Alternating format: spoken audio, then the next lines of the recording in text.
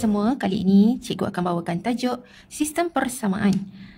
Okey, cumanya cikgu pernah bawa tajuk ini sebelum ini tapi dengan kaedah penghapusan. Kali ini cikgu nak selesaikan 3 persamaan ini menggunakan kaedah penggantian. Okey, jadi langkah yang pertama, bila diberi 3 persamaan, kita namakan setiap persamaan itu sebagai persamaan 1, persamaan 2 dan persamaan 3. Okay. Bila soalan minta kita menyelesaikan, bermaksud kita nak kena cari nilai X, nilai Y dan juga nilai Z. Sebab ada pelajar yang mana bila dia dah dapat nilai X, dia dah tak cari lagi nilai Y dan nilai Z. Jadi dia akan kehilangan markah di situ. Okay. Jadi di sini cikgu tunjukkan bagaimana kita nak menggunakan kaedah penggantian. Yang pertamanya kita akan pilih X ataupun X, Y ataupun Z sebagai tajuk. Yang penting kita pilih yang tunggal, yang tiada perkali di depannya. Jadi kalau kita tengok yang tiada perkali di sini ada X, Z dan juga Y dekat bawah sini.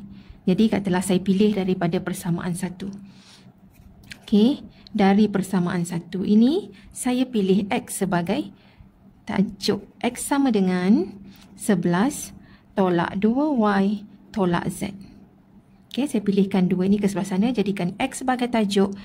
Yang ini dinamakan persamaan yang keempat. Okey, sekarang bila dah dapat persamaan yang keempat, persamaan yang keempat ini kita akan gantikan dia dalam persamaan 2 dan juga dalam persamaan 3. Okey, mula-mula kita gantikan persamaan 4 dalam persamaan 2. Okey, kita ganti. Gantikan 4 ke dalam 2 dulu. Okey, jadi caranya ialah kita tengok persamaan 2 ini. 2x tolak 6y tambah 5z sama dengan negatif 34. Jadi nilai x dekat sini kita gantikan dengan yang kita dah dapat tadi. Iaitu x sekarang ialah 11 tolak 2y tolak z. Okey, kita masukkan dia ke dalam persamaan 2. Jadi 2x, x itu kita gantikan dengan 11 tolak 2y tolak z. Okey, kita masukkan ke sini. Yang belakang ini sama sajalah. Tolak 6y tambah 5z sama dengan negatif 34. Itu tak berubah. Kita gantikan x-nya sahaja. Seterusnya kita buka kurungan. Darabkan 2 ke bahagian dalam. 2 darab 11. Okey, dapat 22. Dapat 4y tolak 2z. Yang belakang ni sama saja. Sama dengan negatif 34. Alright. Seterusnya kita selesaikan dekat sini. Negatif 4y tolak dengan 6y. Kita dapat negatif 10y. Z dengan Z. Tolak 2 tambah 5Z. Kita akan dapat positif 3Z. Dan sama dengan 22 ini pindahkan ke sebelah kanan menjadi negatif 34 tolak 22. Dapat negatif 56. Okey, kalau boleh permudahkan, permudahkanlah. Sekarang tak boleh ya. Sekarang ada 10, 3 dengan 56. Kita tak boleh nak permudahkan dia. Jadi yang ini kita tulis dia sebagai persamaan yang ke-5. Okey. Seterusnya tadi kita dah buat menggantikan 4 ke dalam 2. 4 dalam 2. Sekarang kita buat pula 4 masukkan dalam persamaan 3. So di sini ganti 4 dalam persamaan 3 pula. Okey. Jadi untuk menggantikannya, persamaan 3 ini 3x.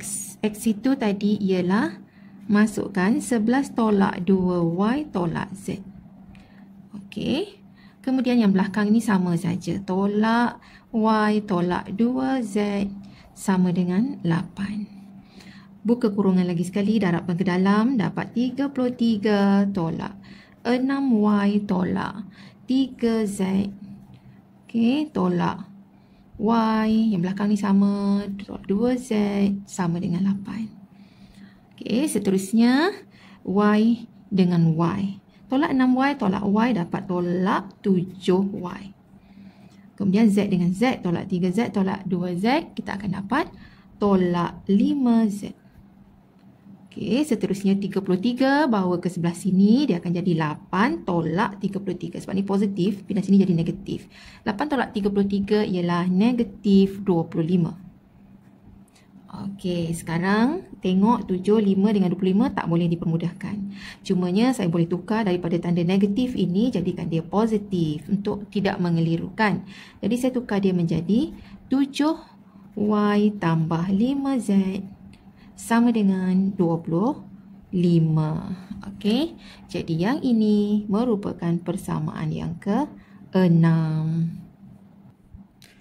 Okey, seterusnya selepas kita dapat 5 dengan 6, kita ambil daripada persamaan 5. Okey, dari persamaan 5, kita pilih X. X dah tak ada. Persamaan 5 ada Y dengan Z, jadi kita pilih Y ataupun Z sebagai tajuk. Jadi katalah di sini saya pilih Z sebagai tajuk. Okey, jadi saya kata di sini maka 3Z sama dengan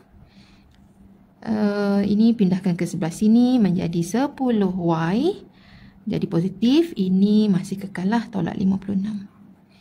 Okey, oleh kerana saya nak jadikan dia Z sahaja, maka Z adalah sama dengan 10Y tolak 56. Ini 3 pindah ke sini jadi bahagi 3. Okey, ini tiada pilihan ya, sama kita kena saja pilih sama ada Y ataupun Z sebagai tajuk. Sebab tak ada pun yang tunggal. Jadi nak tak nak akan terbentuk juga pecahan di situ. Okey, seterusnya yang ini dinamakan persamaan yang dah sampai 6 tadi. Jadi yang ini persamaan 7. Okey, dah dapat persamaan 7. Kita kata gantikan persamaan 7 ke dalam persamaan. Tadi kita ambil dari 5, dah ambil. Okey, kita ambil pula. Gantikan 7 ini ke dalam 6. Jangan kita gantikan 7 ke dalam 5. Sebab tadi kita dapati persamaan 7 ini ialah dari persamaan 5. Ya, jadi persamaan 7 ini digantikan ke dalam persamaan 6. Gantikan 7 dalam 6. Okey. Sekarang saya masukkan dia ke dalam persamaan 6. Persamaan 6 kita ialah 7Y. Okey, tambah 5Z. 5Z. Z ini gantikannya dengan 10Y tolak 56 per 3. Okey, tutup. Ini ialah Z. Dah ganti. Sama dengan 25. Okey. Sekarang ada pecahan. Dan tak boleh nak potong. Sini dengan sini tak boleh cancel. Yang ini pun tak boleh. Jadi apa cara yang kita boleh buat untuk menghilangkan 3 yang ada kat bawah sini? Salah satunya caranya ialah kita darabkan semua sekali persamaan yang ada dekat sini. Oleh kerana dia bahagi 3, jadi kita darab dengan 3. Darabkan semua sekali dengan 3. Jadi 3 darab dengan 7Y, kita akan dapat 7 kali 3 ialah 21Y.